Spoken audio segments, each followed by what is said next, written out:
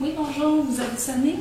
Oui, est-ce que ce serait possible d'avoir la plateforme, s'il vous plaît? Ben oui, bien sûr. Mon nom est Oussama Bentanfous. Je suis un étudiant à l'UQAM. Les plateformes, ça nous permet de s'informer, de rester en contact avec sa famille, ses amis, de s'informer, d'écouter la télévision, de se divertir, d'arrêter de juste penser au fait que tu es à l'hôpital et que tu as besoin de soins et penser à tes douleurs. Ça fait juste penser à te divertir et à oublier un peu pendant l'instant, le moment, ce qui t'est arrivé.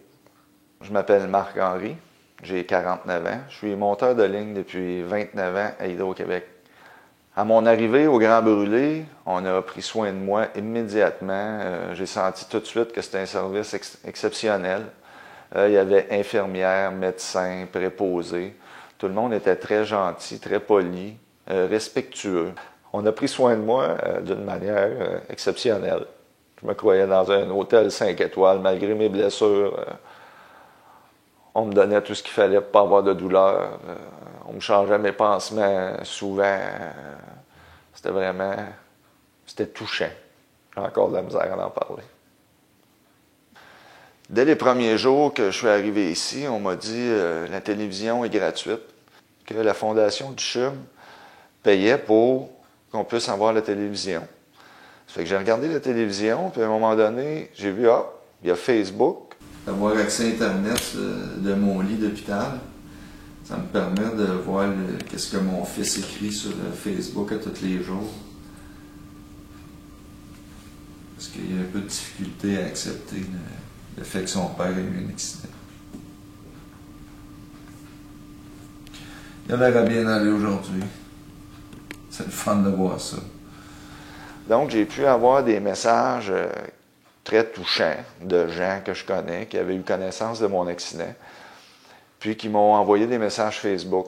Donc, ça a occupé une partie de mes journées à répondre à ces gens-là, parce que c'était pas vite, juste avec un pouce de pouvoir répondre puis donner le clavier, mais ça me permettait de passer des grands bouts de journée sans m'ennuyer. J'ai beaucoup apprécié d'avoir ce service-là gratuit et technologiquement parlant, c'est vraiment une belle installation. J'ai beaucoup apprécié. L'équipe a été surprise parce que nous, on n'avait pas vraiment été avisés d'avance qu'on allait avoir ça. Puis ça a été une très belle surprise, un beau cadeau de Noël pour tous nos patients, mais aussi pour les équipes parce que veux pas, quand on est pris pendant des semaines, voire des mois, il y a certains patients qui vont être ici des mois à regarder le mur sans moyens distractifs, avec aussi des rentrées limitées, c'est-à-dire qu'on a des heures de visite qui sont très strictes parce qu'il y a beaucoup de procédures, donc c'est pas on peut pas avoir quelqu'un au chevet 24 heures sur 24, avoir de la visite pour distraire ou pour tenir compagnie. Je pense qu'on a au niveau de l'effet bénéfique de la distraction, au niveau du soulagement de la douleur, je pense que ça, c'est indéniable. Ça l'aide beaucoup de sortir un peu du côté je regarde le mur, je suis à l'hôpital, j'ai rien à faire, puis j'ai mal. Ça va vraiment aider à les distraire. La musique, la télévision, puis tout ce que ça l'englobe. Je pense que aussi au niveau peut-être de la mobilité, pour certains, ça peut aider, mais de ne pas se sentir déconnecté de la réalité de son réseau, de ses amis. En ayant Facebook, j'en ai beaucoup qui vont chatter, qui vont parler. Ça va aider aussi au niveau de la physiothérapie parce que les patients, ils veulent l'utiliser. Fait que, ils vont se forcer à bouger ou à aller chercher l'écran. J'ai vu des patients qui avaient des graves brûlures aux mains puis qui guérissaient, puis il y avait de la difficulté à manger, de la difficulté à bouger, mais ils ont réussi, doucement, on plaçait la TV d'une certaine façon pour qu'ils puissent y avoir accès, puis ils réussissaient à aller avoir une certaine autonomie. J'ai vu à l'occasion qu'il y avait un patient ici qui utilisait Skype. C'est sûr que de voir le visage de la personne qui est hospitalisée, ça aide énormément pour les gens qui ne peuvent pas te voir. Là. Ça donne une bonne image, au moins on voit qu'ils sont vivants. Parce que la première image que tu as quand tu reçois le téléphone pour dire un de tes proches a été électrisé ou a été brûlé, la première image que tu te fais, si elle est plus dramatique que ce qui est arrivé, c'est celle-là qui va rester. Le fait de voir la personne parler sur Skype, ben, ça améliore beaucoup la vision que cette personne-là peut avoir de l'accidenté.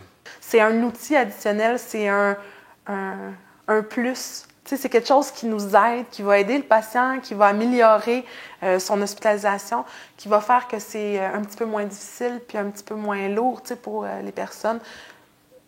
Je pense que ça va juste faciliter l'hospitalisation. Mais moi, je pense que tous les patients devraient avoir une plateforme comme ça. Je pense que quand on est à l'hôpital, on est vulnérable beaucoup. On est malade, on ne se sent pas bien, on a mal ou on vit des épreuves qui sont difficiles.